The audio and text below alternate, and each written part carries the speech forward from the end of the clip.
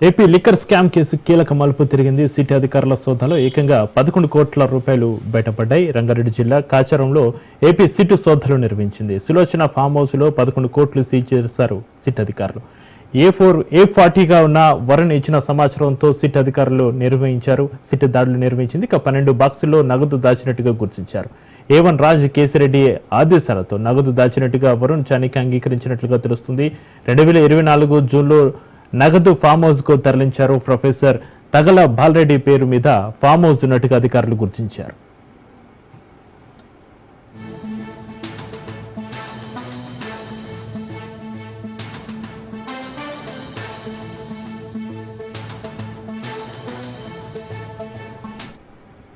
Liquor scam కేసులో దూకుడుగా ముందుకెళ్తున్నారు సిట్ అధికారులు. హైదరాబాద్లోని పలు ప్రాంతాల్లో కీలక సోదాలు నిర్వహిస్తున్నారు. కేసులో ఇప్పటికే అరెస్ట్ అయిన బాలాజీ గోవిందప్ప డైరెక్టర్గా ఉన్న భారతీ సిమెంట్స్ లో తనిఖీలు చేశారు. అటు A1 కేసిరెడ్డికి చెందిన రిసోర్స్ 1 కంపెనీలో కూడా సిట్ అధికారులు సోదాలు చేశారు. ఇప్పటికే అరెస్ట్ అయిన చనిక్యకు చెందిన టీ గ్రిల్ రెస్టారెంట్ ను కూడా అణువణువు పరిశీలించారు. నిందితులకు చెందిన సంస్థలో సోదాలు నిర్వహిస్తూనే ఎవరెవరు ఎక్కడెక్కడ సమావేశమయ్యారు, ఎన్నిసార్లు భేటీ అయ్యారనే అంశాలపైన కూడా ఆరా తీస్తున్నారు.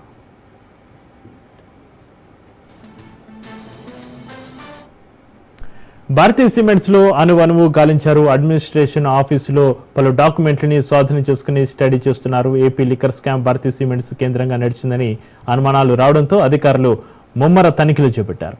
ఈ క్రమంలో రంగారెడ్డి జిల్లా కాచారంలో 11 కోట్ల నగదు పట్టుబడడం ఆసక్తికరంగా మారింది.